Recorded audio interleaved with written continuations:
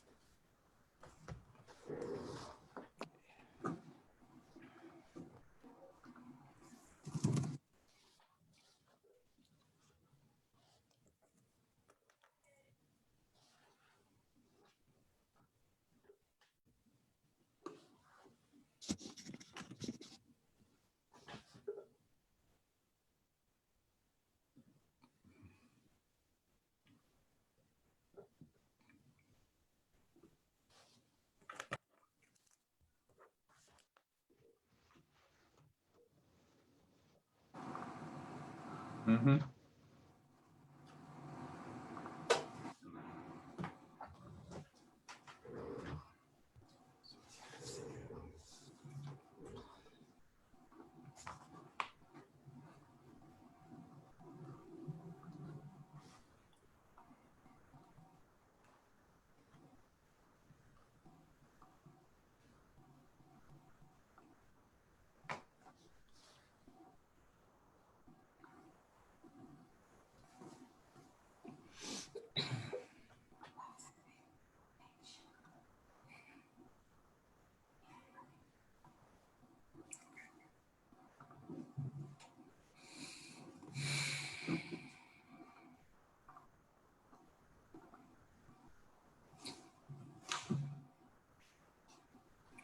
Good evening, everyone. Are we ready to go, sir? Professor Shulman? Yeah, fine. Good evening, everyone, and welcome to this live interactive webinar on the poetic genius of AK Ramanujan. Satyapati Krishnaswamy Ramanujan, who was born in 1929, was an Indian poet and scholar of Indian literature who wrote both in English and Kannada. Ramanujan was a poet, scholar, professor, philologist, folklorist, translator, and playwright. His academic research ranged across 5 languages: English, Kannada, Tamil, Telugu, and Sanskrit. He published works on both classical and modern variants of literature and argued strongly for giving local non-standard dialects their due. Though he wrote widely and in a number of genres, Ramanujan's poems are remembered as enigmatic works of startling originality, sophistication, and moving artistry. He was awarded the Sahitya Akademi Award posthumously in 1999 for the collected poems. Today, we have two distinguished speakers with us who will be discussing very closely and deeply on the works of the poet AK Ramanujan. And the main speaker for the event today is Professor Shulman, who does not need any special introduction among the academia here in Israel. Just for the sake of our new participants or the new visitors, a brief profile of Professor Shulman. Professor Shulman's research interests are Indian poetics, live Sanskrit theatre, the Renaissance in South India in the 16th and 17th centuries, and the Islam in South India and Carnatic classical music. He has taught in the US and he has mastered Sanskrit, Hindi, Tamil, and Telugu, and reads Greek, Russian, French, German, Persian, Arabic, and Malayalam. He has authored or co-authored more than 20 books on various subjects, ranging from temple myths and temple poems to essays that cover the wide spectrum of the cultural history of South India. Professor Shulman is also a member of the Israel Academy of Sciences and Humanities. And we have with us Dr. Naresh Keerthi, who is a student of Professor Shulman and who is a researcher in his It's own... the reverse is neat.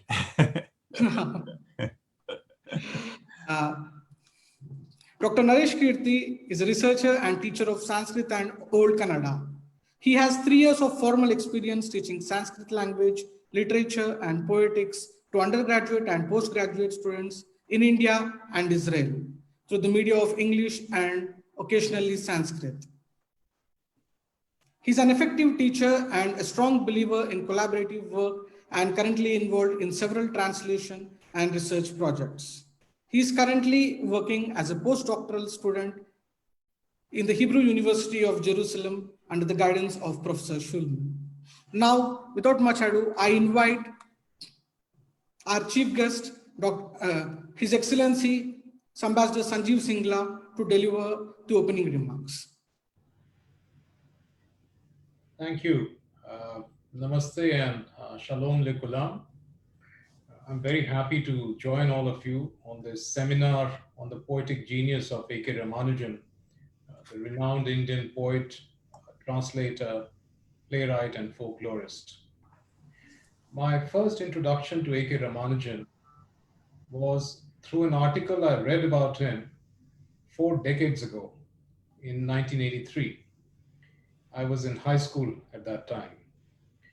The article introduced him as a poet who had 2 mother tongues, Tamil and Kannada, wrote in 3 languages, Tamil, Kannada, and English, taught in 4 faculties at the University of Chicago, South Asian languages, social thought, linguistics, and anthropology, lived in another country, USA, but dreamt much about his own, India.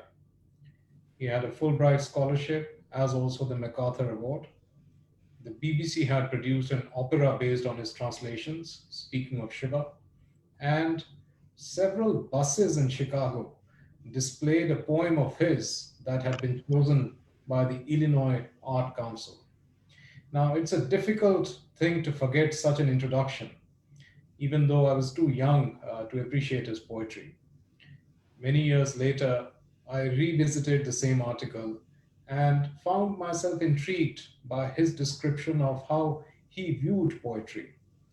He saw words as objects with a sound and look. To quote him, everybody uses language, yet when I use it, I must use it in such a way that it says something new, innocent. Language is full of stock phrases, cliches. You fall back on them whenever you're not really thinking. It is exactly like perception. When I see that scene outside the window, it is what I've seen 100 times. But one of these days, I may suddenly see it as if I'd never seen it before. It acquires a quality of experience, and at that very moment, it becomes aesthetic. The words, when they appear in a particular order, surprise you as though you had never seen them before.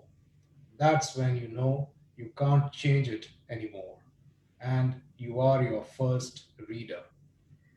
Now, unquote. Now, having spent over 2 decades as a diplomat traveling from one place to another, I'm now beginning to understand what he meant when he said, unquote, quote, it looks as if I live between things all the time. 2 or more languages, 2 countries, 2 disciplines. My translations are a way to keep them all together, unquote. But I'm still struggling to understand whether poets and translators like him yearn for a rootedness or whether they are forever driven to explore cultural limits. Which is why I'm very glad that today we have with us Professor David Shulman, who, like AK Ramanujan, is a MacArthur Grant awardee, has rich expertise in Indian culture and South Indian languages, but more importantly, knew Mr. Ramanujan very closely as a friend. I'm also happy that Dr. Naresh Keerthi, one of our young students, postdoctoral fellows in Israel, with expertise in Kannada literature, is a co-panelist on this webinar. We have recently established the new Indian Cultural Center in Tel Aviv, which is going to be the center stage of cultural exchanges between our 2 countries. The idea of this center is inspired by the ideal of cultural communion, and it has been set up as a hub where our 2 cultures can come together in dialogue and collaboration. I'm confident that this center in the coming days will become a favorite meeting place among Indologists and scholars in Israel. Thank you. Toda Rabba. All the best. Thank you very much, sir, for such a wonderful introduction. And now, without much ado, I request Professor David Shulman to take on the stage. Thank you. Namaskaram. Hello to everybody. I hope you can hear me. Is it okay? Yeah. So, yeah, first of all, thanks to Ambassador Singla, and thank you, Snehit, for organizing this webinar. It's a pleasure to be here. As the ambassador said, I knew AK Ramanujan. He was a very close friend of mine. I miss him. He died 27 years ago prematurely at the age of 64. I'd like to add a few words, biographical nature, just to fill in the picture a little bit by way of introduction. And then Naresh will be speaking about Ramanujan in the context of Kannada intellectual and artistic life, poetry. And then we're going to do a kind of duet in which we'll be reading translations, poems and translations of Ramanujan. We'll read them in English, in some cases also in the original Tamil or Telugu or Kannada. And we'll talk a bit about the poems, and I hope there'll be time for some kind of interaction or questions and responses, okay? So let me just say, Ramanujan, he was born in Mysore in 1929 in a Tamil family. His mother tongue, or at least one of his mother tongues, was Tamil. That was really, he would say, that was the tongue of the most intimate space, the kitchen really in the house. But of course, he also had Kannada as the language of Mysore. And he had some Sanskrit, more than he would have admitted to. He used to disclaim any knowledge of Sanskrit, but actually he knew quite a lot of Sanskrit because his father was a very good Sanskritist. He was a mathematician and an astronomer and a Jyotisha with a large collection of Sanskrit books, and Sanskrit pundits used to come into the house all the time. So Ramanujan had some Sanskrit, and he learned English absolutely flawlessly and perfectly. He spoke at least 3 languages, that is Tamil, Kannada, and English with complete native fluency. He studied in Mysore at the famous Maharaja College. He began in sciences, and then I think at his father's insistence, he transferred into English, and he knew English literature inside out and could recite much of Shakespeare by heart. After he finished his first degree, by then he was already writing poetry in Kannada and to some extent in English. He was making a name for himself already as a Kannada poet, I believe. He taught in various places, in Quailon, in Belgaum, in Baroda. There's a story about him because he used to go, he would go on tour and recite poems in various places in Karnataka, Kannada poems. He once told me that there were a few poems that he recited in some very remote village somewhere in central Karnataka. And then he lost those poems and they were completely forgotten. And many years went by.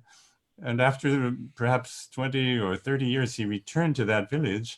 And he mentioned the fact that he had once recited poems in that village, but he no longer had any copies of them and didn't know them. And an old man in the village said, I can recite them perfectly. And he did, actually.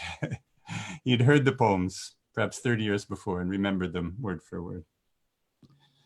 Ramanujan then shifted to the University of Indiana, which is where he did his PhD in linguistics. He was a very fine linguist, specializing for his PhD in Tamil dialects. And in 1962, he was first appointed to the University of Chicago, which became his second home, one might say. Or maybe it was his first home by then. It's really hard to say. He used to describe himself as the hyphen in the word Indo-American. He was the hyphen, and there was conflict involved in that. In fact, I think like maybe most poets, or maybe like most human beings, he had a lot of internal conflict within him. And he was often rather sad, although he used to say to me that he was at his happiest and felt the most free when he was in India, which is where I first met him in Mysore in 1980. And he was also here in Israel. Some of you who are listening may have met him or known him in those years. He spent 6 months at the Institute for Advanced Studies at the Hebrew University in 1988. He was part of a research group, very unusual group, that was working on riddles and enigmas. And I think he was happy here, perhaps happier than I had ever seen him. He came back after that once or twice. I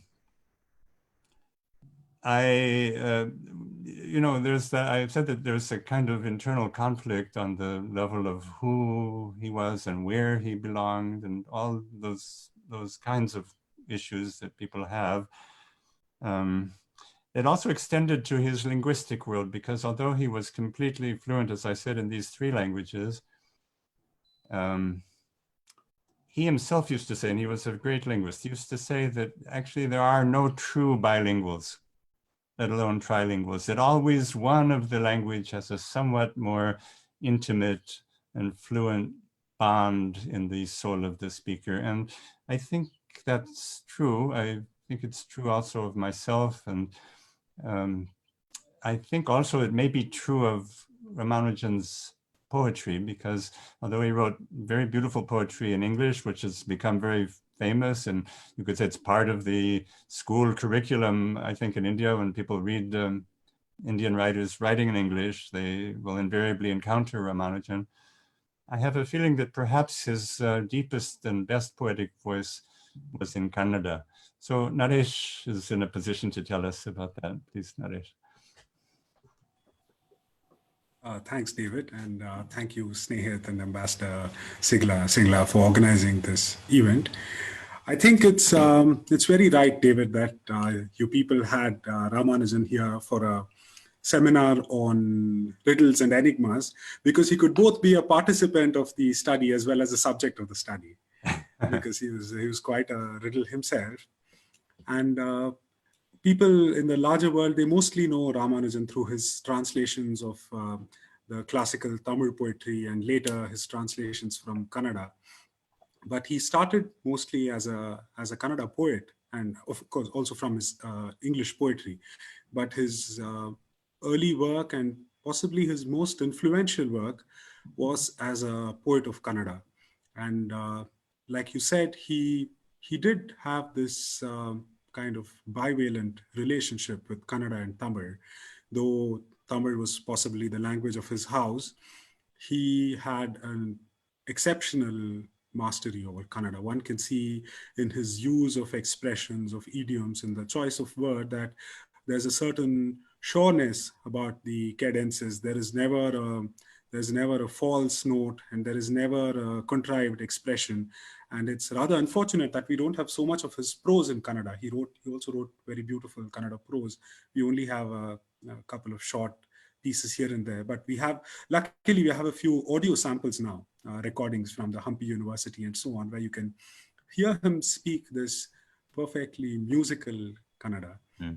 But his poetry in Kannada, and I must also point out that he used to, the times that he lived in was a period of this second wave of Kannada poetry. They called it the Navya moment, which is this angry young man moment. The poets of the Navya movement felt that all literature and poetry had to have social values, and they scorned the poetry of the previous generation, poets like Kuvempu, as being just pretty nothing and as being too bourgeoisie. And so this Ramanujan's time was when people felt that you had to very clearly make your political or philosophical views known through poetry. And there were these very thickly drawn ideological boundaries. But somehow I think AK Ramanujan succeeded in steering clear of having to tie himself or poetry on to any such ideological straitjackets. Nonetheless, he had friends all over. He was what you could call an Ajata Shatru. everybody, and I know this from my own experience, from the little experience I have interacting with the Kannada literary world, that a mention of Ramanujan is like an open sesame. Whomever you speak to, you mention him and their faces would light up, and they would have an anecdote about his warmth and the magic of his speech and of his poetry and also his humor. And Ambassador Singla spoke about this nostalgia that you see in Ramanujan's poetry, and he says that he too feels that. But I wonder, maybe this was something that was deeply embedded in Ramanujan. He was writing poetry with these anxieties and with a sense of rootlessness, not after he went to Indiana or Chicago, but also when he was in the Lingaraja College in Belgaum. And he continued to submit poetry to the Kannada journal. So the big journal of the Navya movement was a journal called Sakshi. It came out from near Shimoga. It was run by the poet Gopalakrishna Adiga, and he regularly sent in poems, Kannada poems, to the journal Sakshi. And I think he almost single-handedly influenced many of the Navya poets to think beyond their own ideological blinkers. And maybe we could read one of his early American Kannada poems. We wanted to share the screen, actually. Snehit, can you help us with that? And I hope that the listeners will also be able to follow the text a little more easily.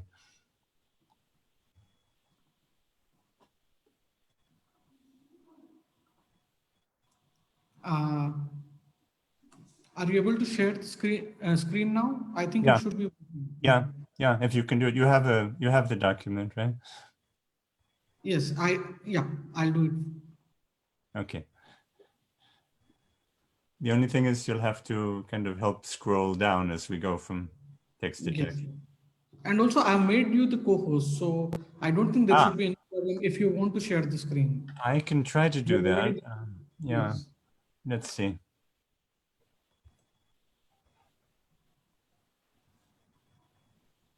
Okay.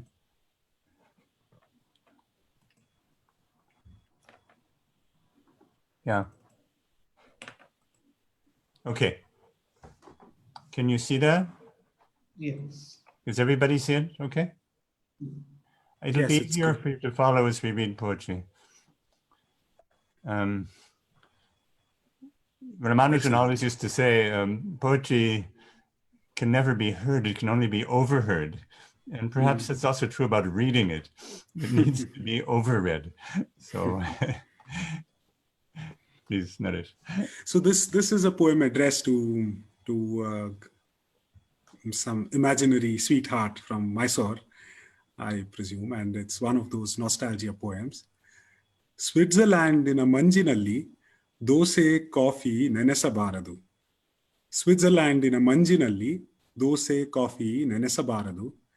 American ಮದುವೆ ಪಾರ್ಟಿಯಲ್ಲಿ ಎಲೆ ಅಡಿಕೆ ಅರಿಸಿನ ಕುಂಕುಮಕ್ಕೆ ಕಾಯಬಾರದು ಕಣೆ ಅಂತ ಎಷ್ಟು ಹೇಳಿದರೂ ಕೇಳುವುದಿಲ್ಲ. ಎಷ್ಟು ಹೇಳಿದರೂ ಕೇಳುವುದಿಲ್ಲ. ತಲಕಾಡಿನಲ್ಲಿ ಹುಟ್ಟಿ ಮಲೆನಾಡಿನಲ್ಲಿ ಮಡುವಾದ ಮನಸ್ಸು. I have some kind of a translation here. Stay on the page, Snehit. You may say, honey, don't crave for a dosa and coffee in the mists of Switzerland. Don't expect the ritual betel leaves, harishina and kunkuma in an American wedding. This mind, born in Talakadu, raised in hilly Malenadu, will not heed. And it's a very clever poem.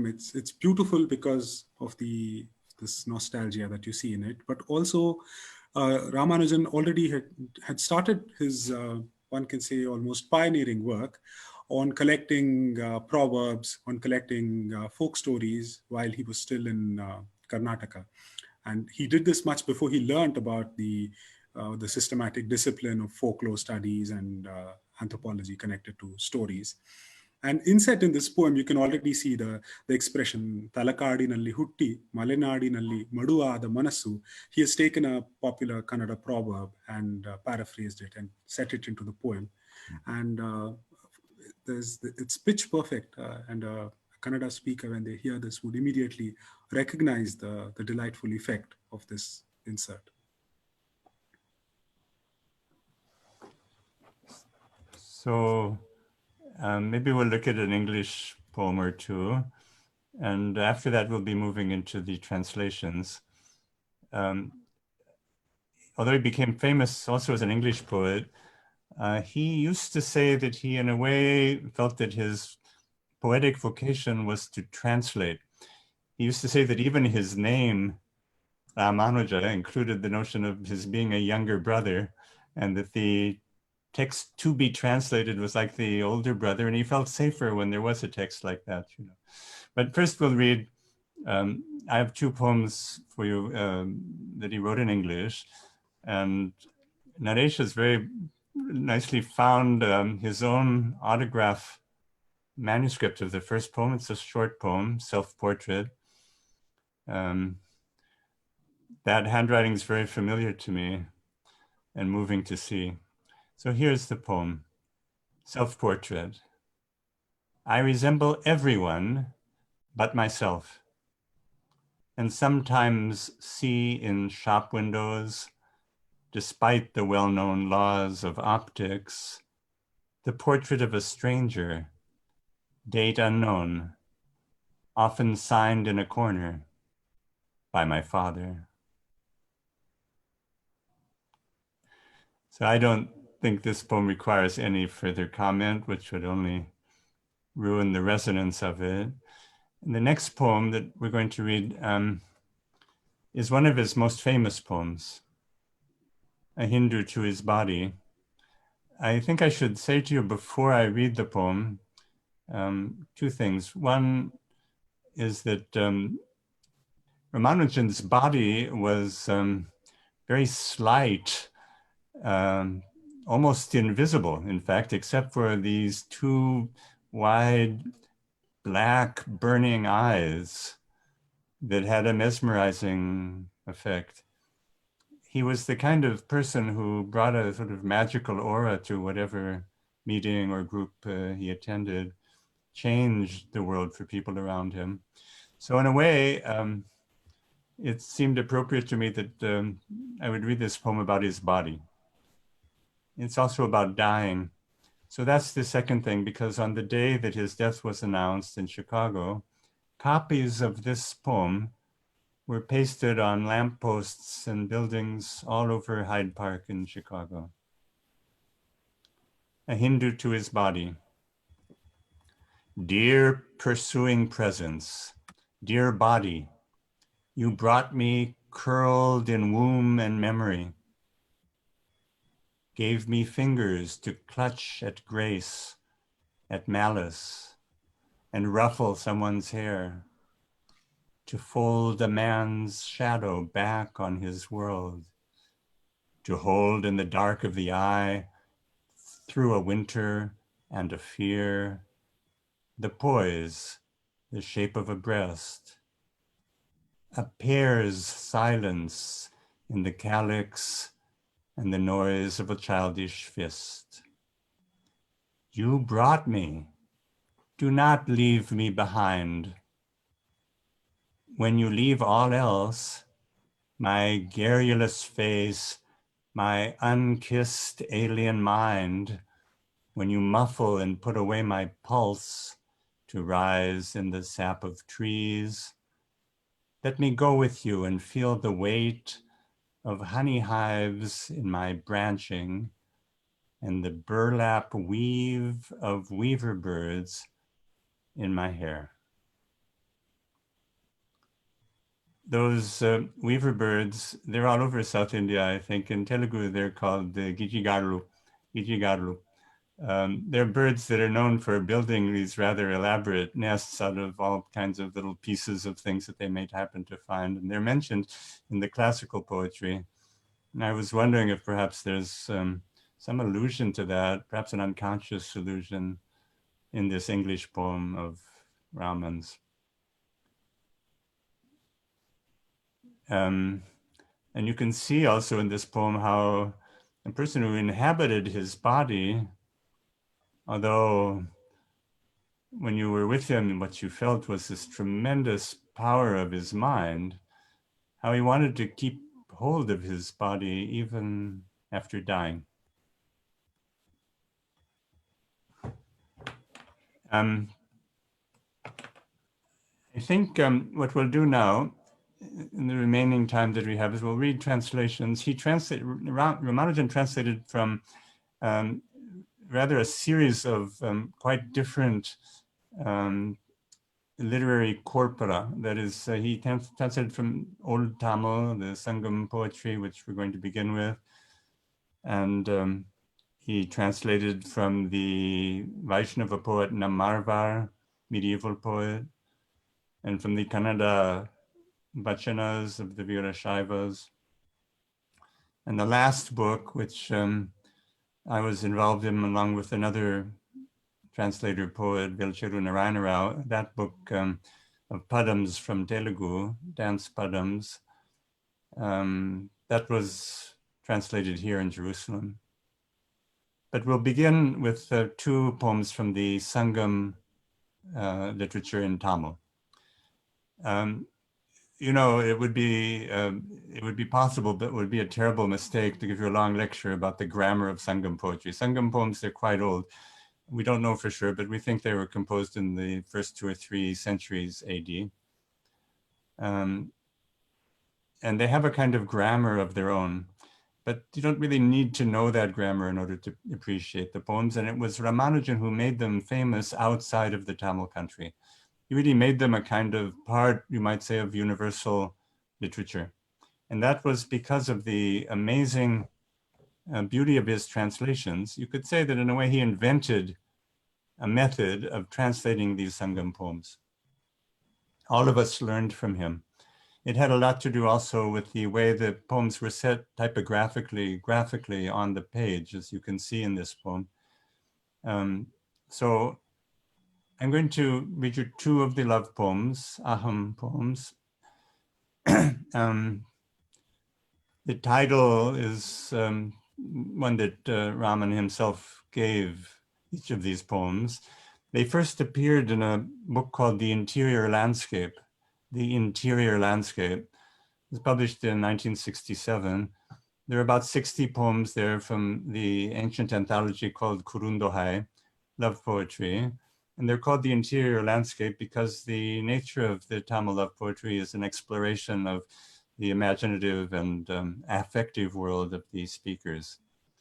And actually many of them are in the voice of a woman, like this one. So What She Said. I'm going to read the poem in English, I'll then read it in Tamil and say a few words about it and say something also about the art of translation as he experimented with it, you could say pioneered translation from Old Tamil. So the woman says, before I laughed with him nightly, the slow waves beating on his wide shores and the palmyra bringing forth heron-like flowers near the waters, my eyes were like the lotus, my arms had the grace of the bamboo, my forehead was mistaken for the moon. But now, Pu vorit purayum kannum, Deyana viral vanapediya tolum, Pirayana madimaya kuru nudarum, Nandrum nallaman bari tori, Algalum, Tayangetirai porve tarai venpu kuruhena malarum perundurai, Virinir cheppanodu nahavunge.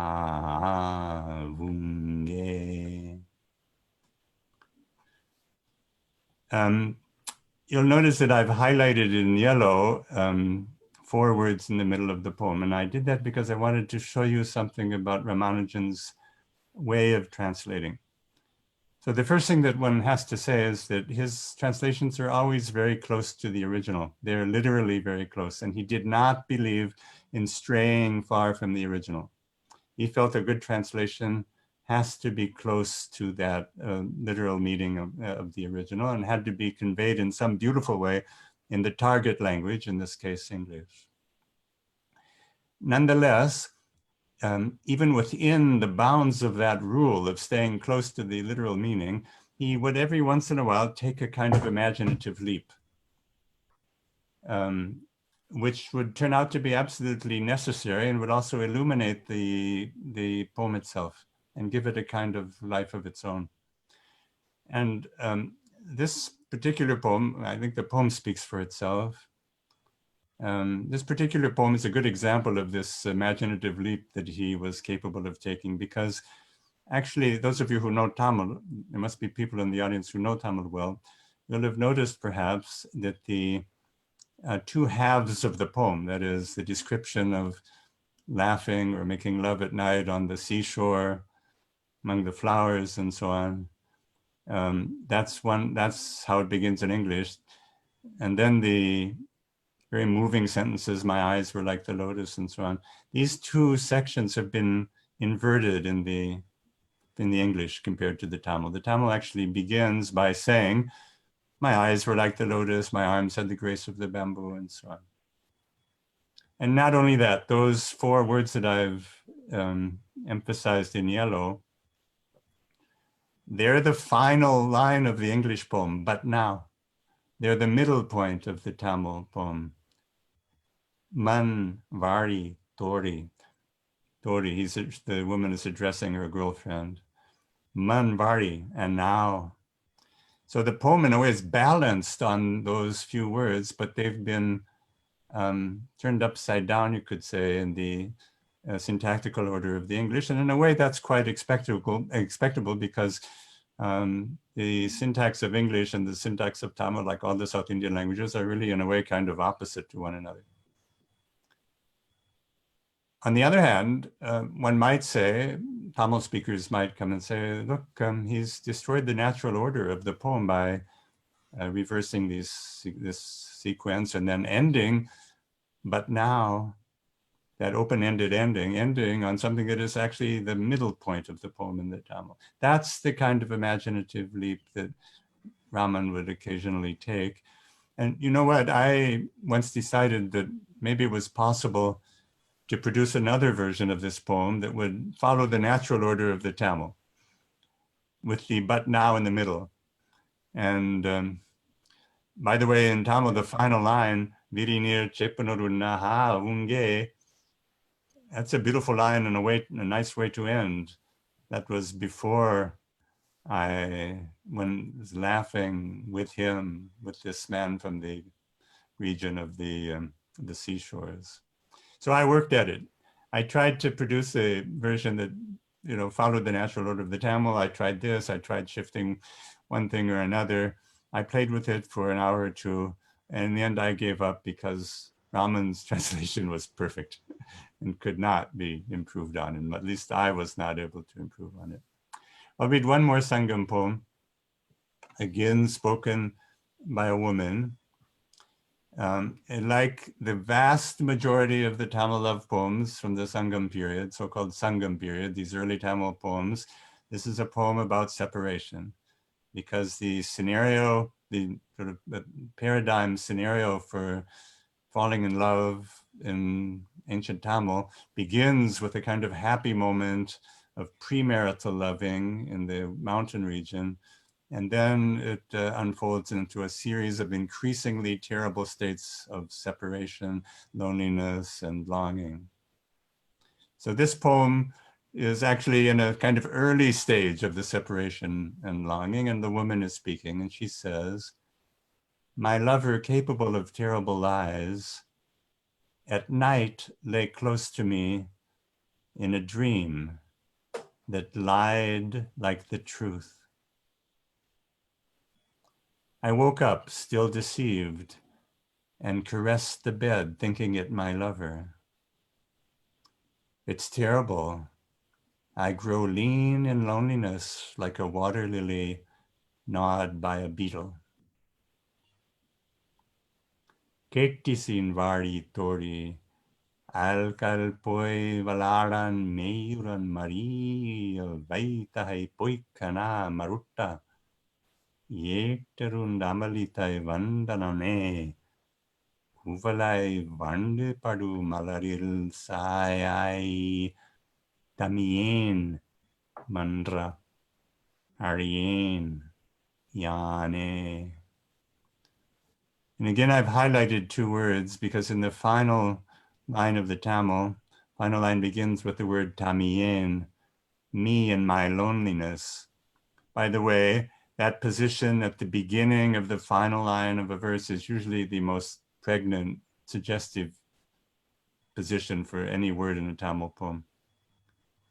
Tamien, lonely me, and then alien, I and my sorrow, I who am deserving of your compassion. And the very final word of the poem, the crescendo of the poem is yane, me, I. Okay, we're going to move on to poems from the Arvars, and Naresh is going to read a poem. I should say also, by the way, that Ramanujan, he came from a Sri Vaishnava Tamil family, so the great poems of the Tamil Vaishnava saints, the poets of Vishnu, they must have been familiar to him. He must have heard them sung by his grandmother, perhaps his mother or his father. He knew these poems. We're going to be looking at a few poems by Namarvar, who's probably an 8th century poet, and these are bhakti poems, that is, poems of devotion. Naresh is going to read the first one. This poem is special for me because the way I came across Ramanujan was through this poem. And actually, the way I discovered him was very similar to the way he discovered Tamil poetry. And he discovered it mostly in Chicago, not in Mysore or Madurai. He speaks about how he once, I think he inserts it in the introduction to the interior landscape. And it was similar as a kid in college. I was browsing in the library shelves and I found this book which claimed to be about Arvars, but then had terrible things like drowning in the title. And then I browsed through the book and then I drowned in the book. And this was the first verse in the book. And even reading the translation, I could recognize that it was a verse that I had heard 100 times before, but hadn't recognized as poetry. I had heard the words, but it took Ramanujan to bring the poetry to me. The verse goes, Nam avan ivan uvan, aval ival uval eval, Tam avar ivar uvar, adu idu udu edu, Veem avai ivai uvai, avai nalam tingu ivai, Am avai ai nindra avare. And one can see how it's almost impossible to translate something like this and come up with poetry as the output. You could have a paragraph as the output, but he's managed. This is Ramanujan's translation with his own title, The Paradigm.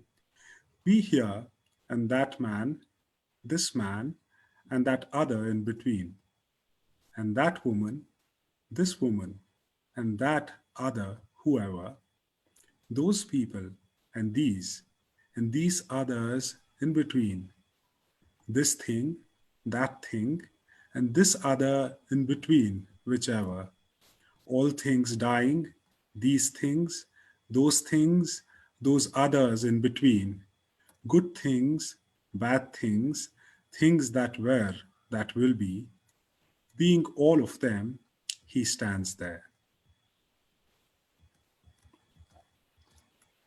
The he is the god Vishnu, who fills the world. And as you could hear from the way Naresh beautifully read this, and also from the translation, we have a series of pronouns.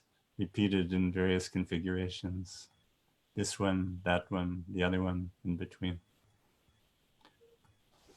The poem is a kind of magnificent tour de force, and I think Raman has done it justice. I'm going to read two more short poems from the Tiruvaimuri, that is the 1,000-verse masterpiece of the poet called Namarvar. That's the heart of the Tamil Sri Vaishnava canon. Actually, this book that Naresh mentioned, where we find these translations, this book that is called Hymns for the Drowning, and that's because Arvar, the word for the poets, Arvar is from the Tamil root, which means to sink deeply into something, like, let us say, an ocean, or like a god. These poems come in sets of 10 decades. And the one thing that is a little, or shall I say, a little unsettling about Raman's book of translations, the Hymns for the Drownings, is that he's not usually translated the whole of the Padigam, the whole of these 10-verse decades, which are really meant to be read as a kind of aesthetic unit. He's made selections of particular verses that he happened to like. Actually, that was his method of translating in general. But he's picked very well. So here are two more poems from this same masterpiece, the Tiruvaimuri. Namarvar was perhaps the greatest experimentalist in the entire history of Tamil poetry. He revolutionized Tamil poetry. He knew the older Sangam poems, like the ones that I read earlier, but he did something very new with them and transformed the nature of Tamil poetic language. And these are very accessible poems, easy to understand, beautiful and musical to the ear. My Lord, who swept me away forever into joy that day, made me over into himself and sang in Tamil his own songs through me. What shall I say to the first of things, flame standing there? What shall I say to stop? Indrakum ennai uyakundu pohia andrai innai tanaki yennal tannai intamir padia isanai adiyai indra yen sodiyai yen solinopano. You know, it's really hard to recite these poems. They're meant to be sung. It's effort not to sing them, actually. But I'm afraid I couldn't do justice to them if I tried to sing them. They are sung in Tamil temples, these poems, Sri Vaishnava temples. There's a whole caste of people called the Arayar, whose job it is to sing these poems. And you'll notice, by the way, that the god, Vishnu, apparently speaks Tamil as perhaps his mother language. So he chose a Tamil poet to sing to him, right? To sing to him, use the poet as a kind of vehicle to describe himself to himself. And the poet also speaks and says, what shall I say? What shall I say to stop? Because he can't stop. And it's true that he can't stop because in the Tiruvaimuri, these 1,000 poems, every single verse ends in syllables that become the initial syllables of the next verse, what's called an andadi. And the final syllables of the entire 1,000-verse work are the initial syllables of the book itself. So it's a kind of circle that can go on forever. So really, it's impossible for the poet or the singer or the pilgrim to the temple to stop. So one more from the Tiruvaimuri. Poets, beware, your life is in danger. The Lord of Gardens is a thief, a cheat, master of illusions. He came to me, a wizard with words, sneaked into my body, my breath, with bystanders looking on, but seeing nothing. He consumed me, life and limb, and filled me, made me over into himself. Might be surprising to some of you that the poet describes the god as a thief, but that's because he steals hearts. He steals the hearts of his devotees. He creeps into the person, takes the heart and appropriates it. makes the person over as himself. Sensul kavihal uyirkat acheyamin tirumalirunjolai vanjakalvan mamayan mayakaviyai vandu yenenjum uyirum ulkalande nindrararya vannam yenenjum uyirum avai undu tane ahi niraindane. He filled me at the end. He filled me. And you can be sure that the next verse begins with Nirandane, he filled me. And then it goes on like that. So these are devotional poems, and I think we're going to move into the Kannada poems. And Naresh has chosen some Kannada vachanas in Ramanujan's translation, please. Now, for a long time, these vachanas, which do not have the formal features of poetry, they don't follow metrical structure very often, nor do they have the head rhyme that we see in South Indian poetry, were kind of sidelined, even in Karnataka. They were seen as sources of philosophy, of Virashaiva philosophy. But many people, for instance, I know some very famous Indian musicians, I can't name them, who were asked if they would popularize the vachanas by singing them in concerts. And they denied by saying, no, there's no musicality to these. There's no poetry in them. And Ramanujan, I think, along with musicians like Mallikarjun Mansoor, who sang them very successfully, played a role in just showing them in a new light. And here's a couple of verses. The first one is not even in this is from a volume that he called Songs for Shiva. The first verse is not even in the main body of translations. It is incidentally used in the introduction, where he speaks about the Virashaivas and their stance of being against ritual.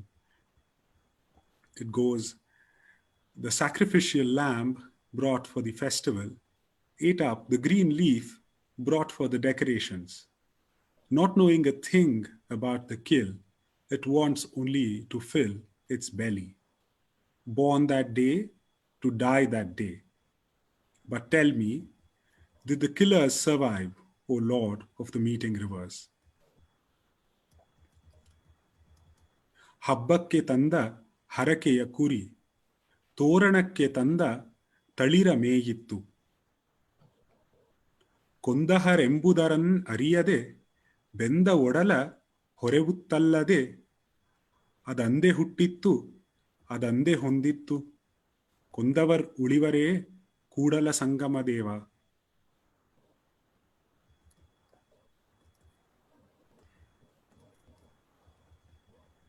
Let's look at another verse. This is by the poetess Mahadevi Akka, who was a mystic and who had often very striking imagery in her verses. Monkey on monkey man's stick, puppet at the end of a string. I've played as you've played. I've spoken as you've told me. I've been as you have let me be. O engineer of the world, Lord, white as jasmine. Kola tudiya kodagadante, ನೇಣ ತುದಿಯ ಬೊಂಬೆಯಂತೆ ಆಡಿದೆನಯ್ಯ ನೀನು ಆಡಿಸಿದಂತೆ ಆನು ನುಡಿದೆನಯ್ಯ ನೀ ನುಡಿಸಿದಂತೆ ಆನು ಇದ್ದೆನಯ್ಯ ನೀನು ಇರಿಸಿದಂತೆ ಜಗದ ಯಂತ್ರವಾಹಕ Chennamallikarjuna ಸಾಕೆಂಬನ್ನಕ್ಕ.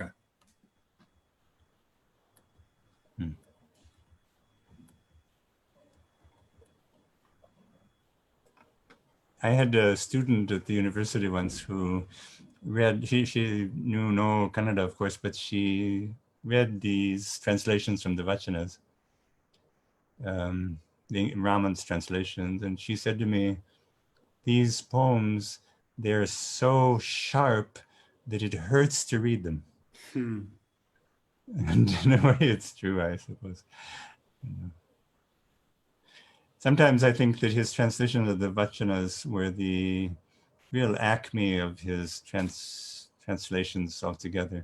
I think everything he touched was very beautiful, but there's something about these that is magnificent. Naresh, you wanted to say something about that? Yes, I think it's true. And it was also the material that he spent the most time thinking about. We see that already from his days before his PhD, while he was a teacher in Belgaum, he was making plans because by then the University of Dharwad had bought out these editions of the Vachanas and also some translations, which were rather poor even by the standards of those days.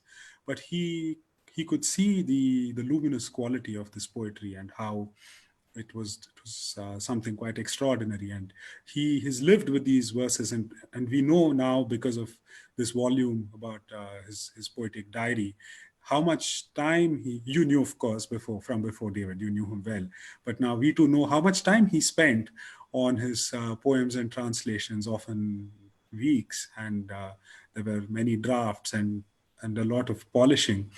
And I think it was the same with these. And possibly, I must say that he hasn't written a lot of prose in Tamil, for example. And I don't know what kind of language of expression Tamil was for Ramanujan. But Kannada was very important for him as also a language into which he wrote, not just a language from which he translated. And he was particularly sensitive to the sounds and the sense that he was conveying from Kannada.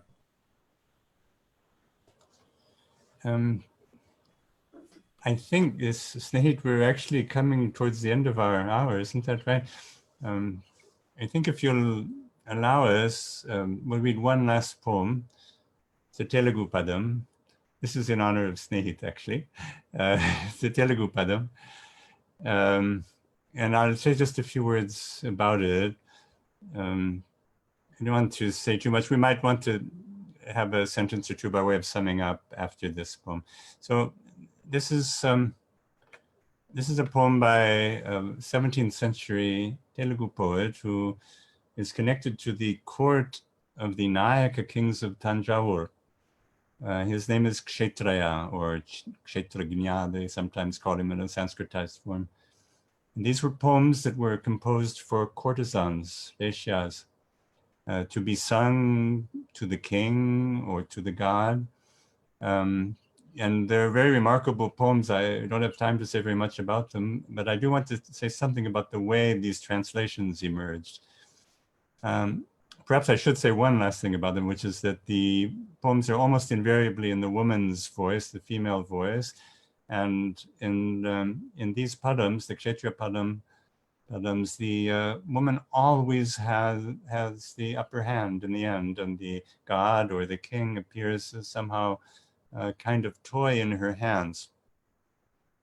It's not quite like that. There's another unusual thing about these poems, which is that unlike the vast majority of love poetry in all languages throughout the world, unlike the majority of love poetry, these poems almost always have a happy ending. They're little short verses meant to be sung or danced, and they end with a kind of joyful physical loving. It's a very unusual thing, which I think perhaps is specific to the Telugu tradition. Raman, I told you before, he was here in Jerusalem in 1988 for 6 months. He was at the Institute for Advanced Studies, and also Velcheru Narayana Rao, who's the greatest of the modern Telugu scholars, was here. And at some point, Ramanujan, although he didn't know any Telugu, at least not in any formal sense, he was, how should I say, he was carried away by the sheer beauty and musicality of Telugu, including these padams. And he wanted to do more with Telugu. Had he lived longer, I think he would have gone deeper into Telugu and perhaps given us magnificent translations from Telugu. I know that feeling about being swept away by the beauty and musicality of Telugu. And it happened to Raman too. We used to work late at night in one of the flats, Narayana Rao's place or Raman's place or mine. Usually it was late at night. Narayana Rao would read the poem, recite the poem in Telugu. Ramanujan would be able to follow some of it, but he would then Narayana Rao would translate.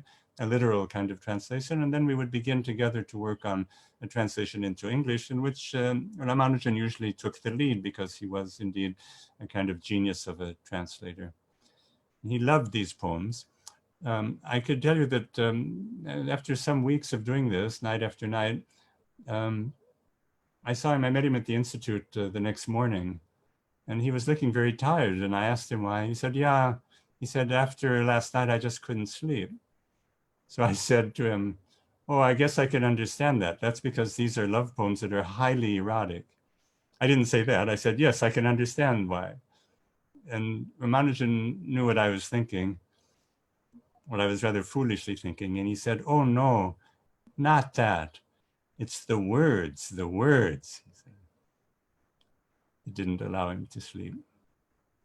So here's a woman, and she's speaking to her girlfriends, and she says, what can I do about this?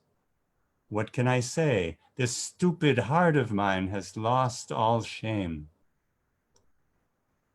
When I hear from the girls that he has gone to her house, I'm going to interrupt for a minute to say that he is the lover or the customer or the king or the god, and her is some other woman, some rival woman. When I hear from the girls that he has gone to her house, I promise myself I'll swear an oath and say, don't ever come here. But the moment I see his face, my desire doubles. Where does it go, my fury, a tigress with new cubs? This stupid heart. I hear he has sent gifts to her door, and I decide I'll never see his face. And you know what happens? He comes to me, holds me, and I don't even remember my rage. This stupid heart. I hear he was seen in her house, and I decide from now on, I'll make his life miserable.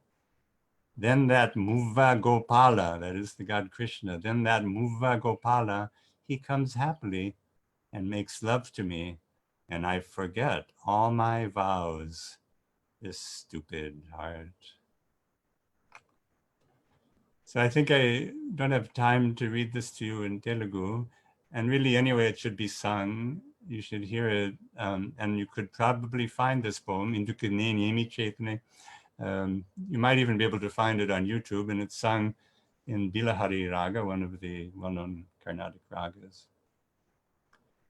It's just an example of these padams which exist by the hundreds in the case of Chaitanya, but by the thousands if you include the other padam composers in Telugu and in Tamil and in Kannada and in Malayalam from this same period. Sneed, if it's okay, we'll take another 2 or 3 minutes just to say 1 or 2 words of conclusion. Is that all right? Can we do that? Sure, definitely. Yeah, okay. So Naresh, do you want to begin with that?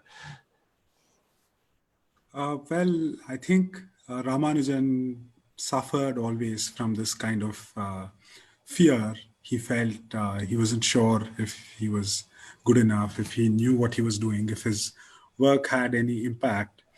And he would just be very heartened today to see this renewed interest in his work and how there's so many people, both in India, working in Kannada for sure, I know, and maybe also in Tamil literature.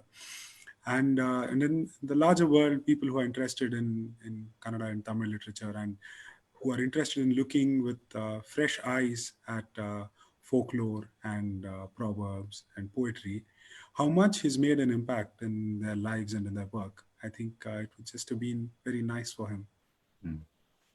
That's a very lovely and comforting thought, Naresh, because throughout this whole hour, I've been feeling his presence, but missing him because of the absence, you know, and yeah, that's a lovely thing to say. I just want to say one last thought about Ramanujan. I mean, we've been reading translations and actually talking the whole time about his literary side, which was indeed the kind of core self in a way, but it's important to say that Ramanujan also had a very powerful academic, intellectual drive and a very original cast of mind. along with all of the translations and the poems, including, by the way, prose translations. He translated Anantamurti's novel Samskara into English. Along with all of that, there are these miraculous essays in which he sometimes addresses very central problems. For example, I'm just going to mention one, which I recommend to all of you. It's a beautiful essay called, "Is There an Indian Way of Thinking?" It's one of his most famous essays. And actually, he gave a lecture on that topic here at the Academy of Sciences. It's an amazing, wide-ranging lecture. And I think I would not be a spoiler if I were to tell you that he thought that the answer to this question, is there an Indian way of thinking? The answer is yes. But if you want to understand why he thought the answer was yes, you'll have to read the essay, which I'm sure you can find on the internet. I recommend it to you. And I want again to thank everybody for coming and to thank the embassy for the initiative. I hope there'll be further sessions in a beautiful series of these kinds of meetings and discussions. Thank you very much. Thank you. Thank you, Professor Shulman and Dr. Naresh, for this exceptional discussion and conversation on the poetry of AK Ramanujan. Now we are opening the field for any questions from our audience. If you have any questions, please raise your hand or type your questions. Yes, sir, please. Thank you. If I can set the ball rolling, a couple of things which struck me, something which Professor Shulman said. One, he made a remark early in his opening thing that even if a person is bilingual or trilingual, there's always one language which is sort of first among equals. It struck me that Ramanujan actually had that experience, and somewhere he wrote about it. When he joined University of Chicago as a professor, he used to type his poems himself, although he had a secretary. And one day his secretary asked him that, look, whatever you're typing, I'll be happy to type it out for you. And he said, no, it's my personal work. And she said, whatever work you do here is official. So it's all right. And he allowed her to type his poems for him. And later on, he observed that sometimes he would ask her for her opinion on the poetry he was writing. And once in a while, as he said it, there are elements of a language which only a native speaker, or some ambiguities as he called them, which only a native speaker can spot. And it helped him. So it struck me what Dr. Shulman said. Second point, what Professor Shulman said about the art of translation. Again, two things. One, I remember somewhere reading that Mr. Ramanujan said he never translates just one poem. His effort is always to translate a number of them so that the reader begins to understand the structure or the conventions of the language from which he's translating and begins to appreciate it much more. And second, if he's translating somebody else's work, even though he doesn't stray too far from the original, he doesn't take liberties with it, he doesn't like to be absolutely faithful to it. Because, as he said, sometimes it leads to very scholarly translations which only scholars can understand and those who know the original. Instead, what he looks for are equivalents in the other language faithfully, as he called them. And which brings me to my question. I'm sure sometimes there are words which are it's just impossible to translate them. I'm not a scholar of Tamil or Southern Indian Dravidian languages, but I know from the region I grew up in, which is Northern India, Punjab, for instance, Punjabi or Hindi, a word like fakir or fakira, it's practically impossible to translate that word because it has so many different layers of meanings. Yeah. So my question to you is, I'm sure there would be moments or there might be words in Dravidian literature which is translated into English so beautifully, where he just got stuck. And was he able to find, as he used to say, an equivalent which sort of stayed true to the meaning he was trying to convey? Thanks. Yeah, it's a nice question. Naresh, do you want to address it? Yes. This may sound tongue in cheek, but I mean it very seriously. I think both in poetry and in prose, we receive meaning from sentences and not from words. And sure, you will. There are also these stories about, say, dharma or punya, and how all of these are concepts that are so layered and so complex, and that it would be impossible to find a word to translate them into in English or in any other language. But the thing is, you're not translating a word. If it was so simple to grasp dharma with just the word dharma, why do we have these library shelves full of the Dharma Shastras and the commentaries on the Brahma Sutras? So it is this, I think both the poet and the translator, it's their struggle and their anxiety to explain these ideas that makes them produce what they do. And that's the poetic process. That's the translator's effort, and you have to be a special kind of masochist to try your hand at translation. You have to be willing to subject yourself to a lot of pain and worry and anxiety. And some of us choose to do it because there's some pleasure to be had in wrestling with these poems. Raman occasionally would say that despite the built-in frustration that both Mr. Ambassador and Naresh were speaking about, despite that, occasionally there are happy moments where by some sheer coincidence, something in the target language turns up that partly compensates for the failures to capture all the richness and the nuances of the original. And so he was always happy when that would happen and urged you to listen for those moments. But it's certainly the case, as you said, Mr. Ambassador, it's certainly the case that they're not only words, but indeed a whole kind of linguistic experiences in any language which are not really amenable to translation. And anybody who lives in more than one language knows that all the time, you know. It's a recurrent experience.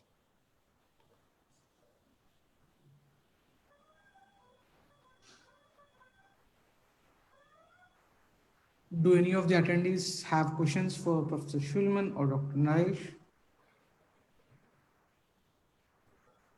And we have one question from, so on behalf of the Indian Cultural Center here, since we were speaking about Ramanujan's time here in Jerusalem and his works and also his experience. Maybe from anecdotes, can you tell us what was his most favorite Hebrew poem or Hebrew verse or say a phrase which was very fond of? You want me to try to address that? Yeah. Yeah.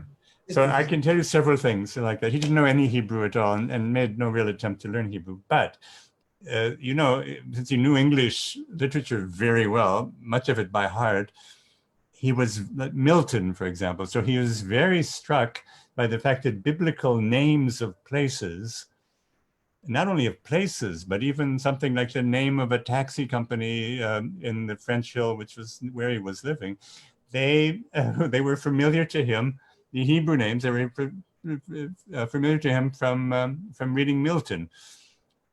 Milton talks about Pisgah, that is the summit that leads to paradise. You know, that's the name of the taxi company in French Hill. And Raman was thrilled actually to discover these correspondences, which he knew from English literature. But he knew some Hebrew poetry in translation, including Amichai, the great poet Yehuda Amichai, and I think he admired Amichai. And there is a kind of affinity between Ramanujan himself and another great Hebrew poet who I think he also knew. That's Dan Pagis. Haggis died the year before Raman came to Jerusalem, sadly, because I think they would have found one another, they would have found a good basis for a kind of friendship. Haggis also had that kind of very acute, refined sensibility and acute hearing. He's a magnificent poet and also a translator from medieval Hebrew poetry. So I think that the two of them would have become friends, perhaps. And he knew, of course, Ramanujan knew the Bible and the King James Version. He knew a lot of the Bible. Thank you, Professor Shulman, and thank you to both of our speakers for this wonderful conversation. It's been a very enriching experience to us to read about Ramanujan, to hear directly from both of you researchers who have been working for long. And special thanks to Ambassador Sanjeev Singla, sir, for being with us and also for sharing your anecdotes and also your opinion on AK Ramanujan's poetry. And thank you everyone for attending this. And so on behalf of ICCC, we would like to say that this is just the beginning of the many events that we would like to do on highlighting the achievements and prominence of Indian poets and Indian poetry on the global stage. And thank you very much for joining us. Thank It was you. a pleasure. Thank you. Thank you. Thank you. Yeah.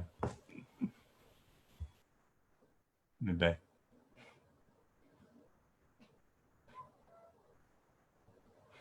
Thank you, Professor. Thanks a lot, Snehit. Very nice. I hope it was okay. I have no idea who we were speaking to. I mean, how many people there were? Or... I'll send you the details and the names of people who have attended, and also like how's the response been, because simultaneously this is also being aired on Facebook, so we'll know. Okay. So people in India perhaps were joining us. Yes. We have people from Kannada. Yeah. Okay. Thanks a lot, Snehit. All the best. Yeah. Bye-bye. We'll meet.